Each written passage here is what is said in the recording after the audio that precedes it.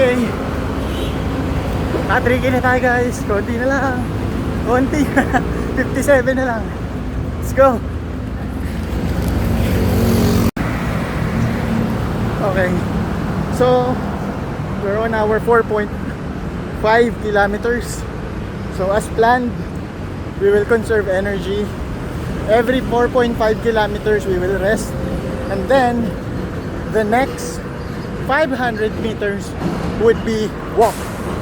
So, ganun natin mag-strategize to conserve energy. So, we will last until the 60th kilometer. Since we don't have a proper training because of vacation, I know it's my lapses. Nagpabaya ako sa training.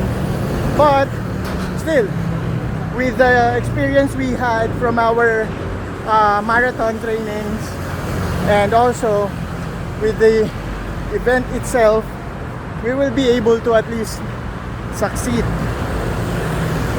even for lack of training. So 12 meters na tayo. We still need at least 38 meters walk before we will do another 4.5 kilometers run. So for the meantime, because I know I cannot sustain that kind of routine. So as long as I can, I will follow. If we will go down to the kilometer for running, then that's the time that we're gonna adjust again. Because definitely, habang lumalapit tayo sa finish line, umuunti na rin yung lakas natin. So, yun. Let's go. 18 meters. See you later. So, we're on our 6.5 kilometers. Napakainit. Let's go. Woo! Okay. 7K. Konti pa. Konti pa ba? Let's go. 7K pa lang. Conserve energy. Let's go.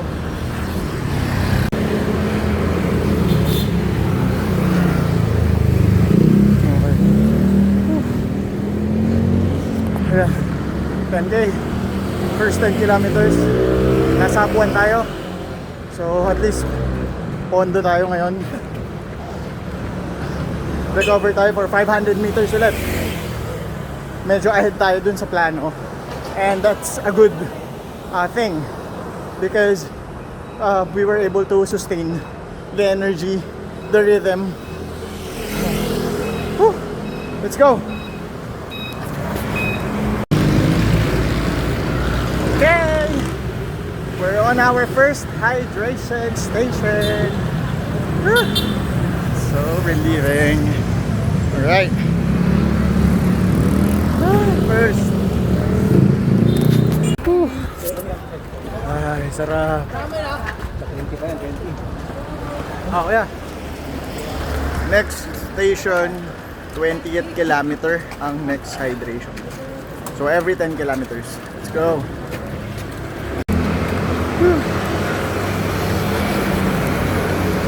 Alright, papasok na Las Piñas. Let's go. 15K pa lang. Let's go. Okay, 17K for 1 hour and 42 minutes. 17K. Let's go.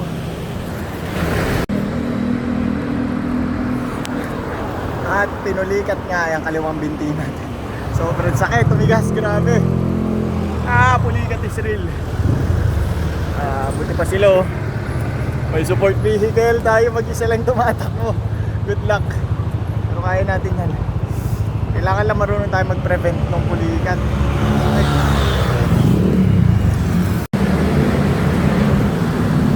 So, hey guys, I'm on my 20th kilometer. Approaching 20th kilometer kami. And dalawang binti ko na yung pinupulikat. Sobrang init. ah, nakakadagdag yun sa ano, sa stress. Grabe. So left leg, right leg, nagpapalitan na siyang bulikatin, naninigas. So kailangan kong magbawas ng speed kasi every time na lumalaki yung hakbang ko, nagtitrigger yung bulikat, sobrang sakit. And nandito pa lang kami sa Bacoor, I still have 40 plus kilometers pa to. So kailangan kong i-control, mag replan ng ano, replan, I don't know what you call that. Kailangan ko magbago ng plan for me to at least bawasan yung time and yung sakit. Grabe, medyo nahihirapan ako ngayon. Ang ganda ng start natin, we were able to hit the sub 1, and ngayon 2 hours and 5 minutes for 20 kilometers. It's an achievement, it's a PR yun para sa akin. So kailangan ko i-maintain to na hindi ko ma-trigger ng sobra yung pulikat. Ayun, good luck. Kaya natin to. Susuko, hindi tayo susuko hanggang makarating na Tagaytay. Tatapusin ko to. Let's go. Kahit nakakalungkot kasi wala tayong support vehicle, wala yung grupo natin. Mag-isa tayo, naiingit ako pag nakikita ko yung hihinto yung grupo nila, tapos nandun yung crew. Grabe. Nalulungkot ako, but at the same time, it's a challenge for me to finish this all by myself. Let's go.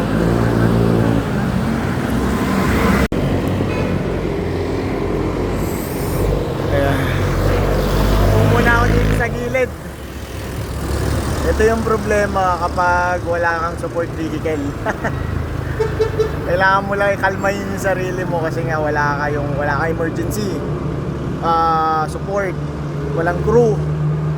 So pag ganitong pinulikat ka, you really need to help yourself na lang. Buti na lang may mga runners na umihinto at nagpairam sa atin ng pang spray to avoid yung pulikat kasi para mabawasan.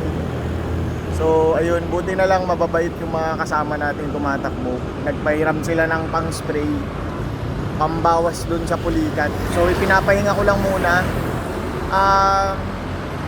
like roughly 40 kilometers more pa. So mahaba pa yung laban. Kaya pahinga lang muna natin. Hindi tayo nagmamadali.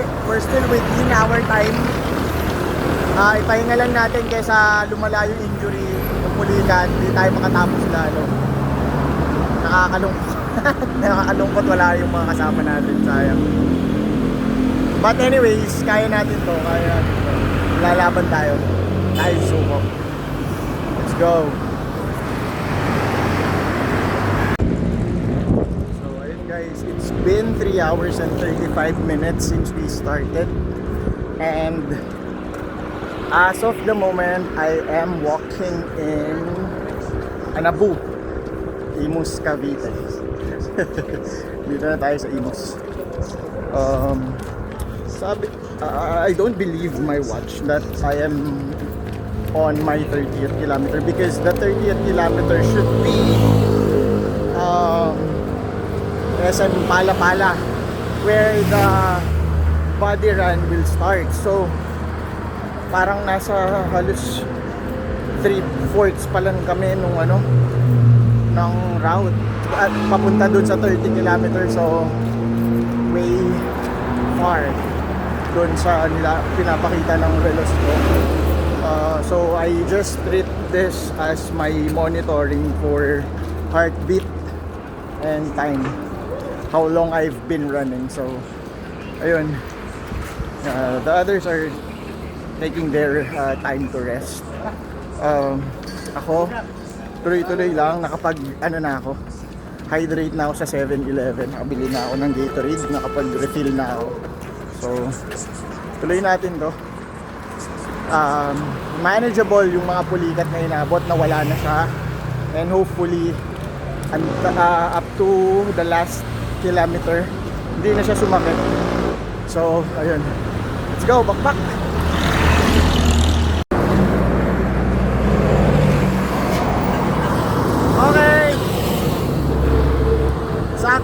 4 hours.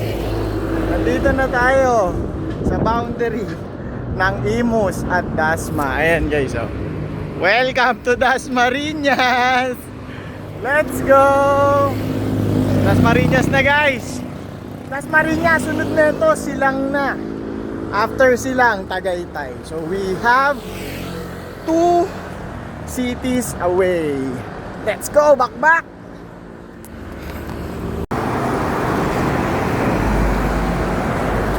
Good morning! 6 hours and 45 minutes na tayong nakikipagsapala. Grabe! Super dami ng ahon, ayan. Puro paahon na, wala nang halos pababa. And roughly we are on our 42 kilometers if I'm not mistaken. Konti na lang. Let's go. Kaya pa natin to. Power walk dahil puro injury na yung naabot natin. Masakit na yung tuhod. Pag tumakbo tayo, malaki na yung sakit dun sa left side ng tuhod ko. So I'm conserving my energy up to the last 5 kilometers para may lakas pa. Dun sa last 5 kilometers yung leg na yun, medyo bubuhos na ako dun. Let's go. Ano munang update para sa atin. Woo! Let's go, ahon! Okay, may bait lang outside.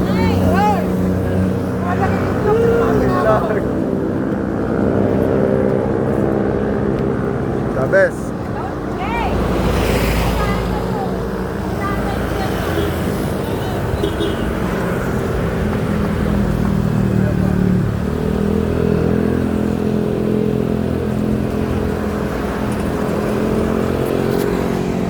So ayun, dito na tayo sa Silang proper, bayan ng Silang. Ito yung paway na yung daan. So sa kabilang side yung bayan ng Silang mismo. Tapos itong right side, ito yung expressway going to Tagaytay. So ayun, kinakaya naman natin yung yung hirap ng mga ahon. Nakakalungkot kasi yun nga, wala yung mga kagrupo ko. Wala kasing magdadrive ng kotse. So willing naman sila na maging crew, support vehicle. Hello po. Thank you po. Let's go. Ayan. Ayun. Willing naman sila. Actually planado na. It just so happen na yung isang friend namin hindi pwede. Dahil syempre may prior commitment. So ayun, kaya nawalan ng magdadrive ng sasakyan. So ayun, kaya naman natin. Hindi naman to yung first ultramarathon na sinalihan natin. Nakakamiss lang. Yun talaga yung totoo doon. Kaya nakakalungkot kasi nakakamiss because yung bonding ng mga grupo na nakikita ko, grabe yung support. Siyempre, yung mga kasama mo nung nag-start ka, di ba? Siyempre, pangarap mo makasama mo sila sa ganitong event. But definitely, looking forward for Manila Marathon this year. It's planned na lahat kami tatakbo ng 42 kilometer para matawag na rin namin yung iba sa amin na marathoner. So, yun. Yun lang muna. Backstory muna tayo while walking para malibang-libang. Hindi natin maalala yung masakit na binte at tuhod. So dyan muna kayo guys. Salamat sa pagsama. Let's go! So we just passed the 55 kilometer and andito na tayo sa pinaka mga crucial na daan. Kasi most of the time uphill na siya. Up to the palace in the sky na sobrang tarik. Ayun, I am just conserving what's left, the energy left inside me. And nakapag-regen naman tayo. mag-hydrate tayo dun sa 55 kilometer water station. So we are looking for our for the last 8 kilometers. So hindi kasi siya saktong 60, nasa 63 daw yan or 64. So ayun, let's go. Grabe, kung mahirap yung paahon, mas mahirap tong palusong. Ayan o, grabe, pag nagkamali ako ng tapak, sigurado sub-sub ako rito. Uy, grabe. Kaya pa, kaya pa. Let's go. Okay, so ito na yung dulo. Starbucks, then turn left. Konti na lang. Ito na yung pampatayan na 5 kilometers. Let's go.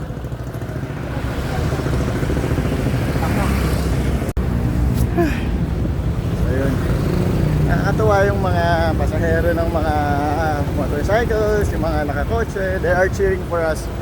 So kaya nakakadagdag ng motivation. Salamat sa lahat na nag-cheer sa amin.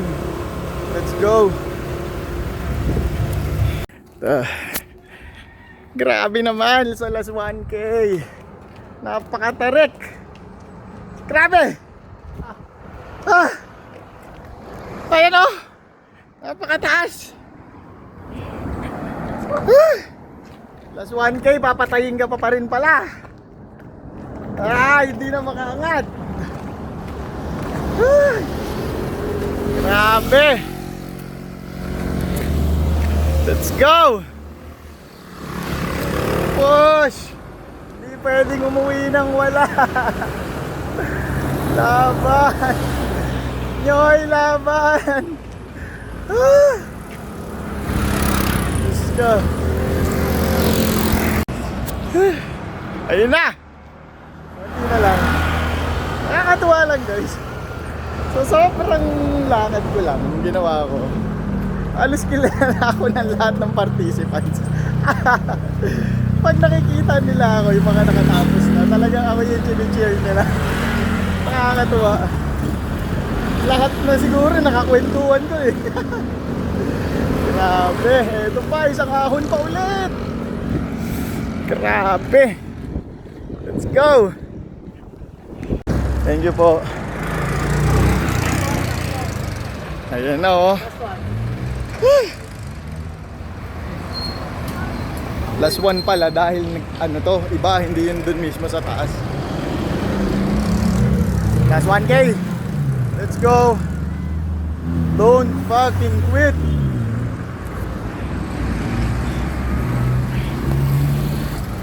Kaya may nakasabay tayo dito, si Sir Diego. Yan, first timer from Half Mary, naging ultra marathoner. Grabe. Hindi na dumaan sa MR. UMR ang ginawa. Solid.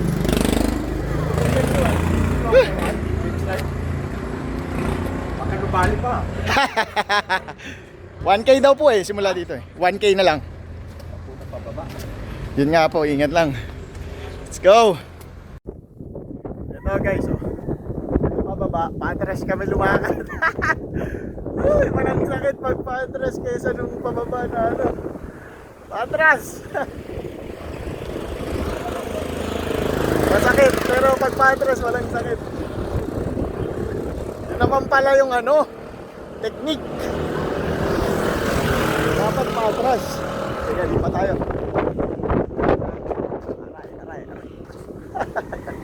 Ayun. Patras, maganda yan. Tama na sila. Let's go.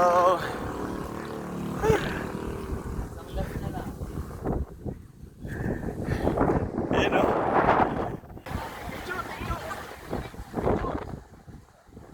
Picture, picture!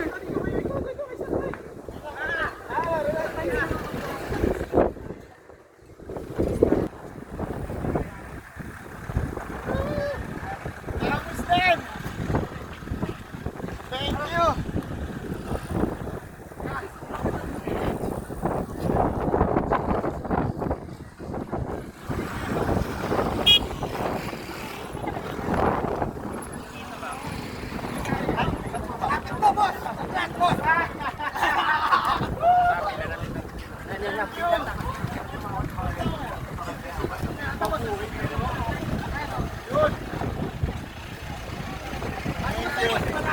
Yes! Thank you po. Eto na guys, natapos din. Thank you Lord.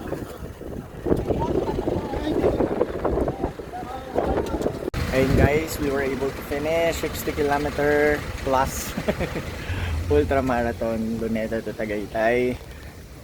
Big thanks sa mga sumuporta and also sa mga nasa likod ng pagtakbo natin, sa lahat ng mga niniwala, sila boss natin yan, Mayor Dato Rasul Sangki and Mayora Bailea Sangki. Thank you po sa support, and also to my Let's Run Pilipinas team na nasa nasa ano ngayon, nasa hiking. Ayan, sana naiaalala nyo ako ngayon.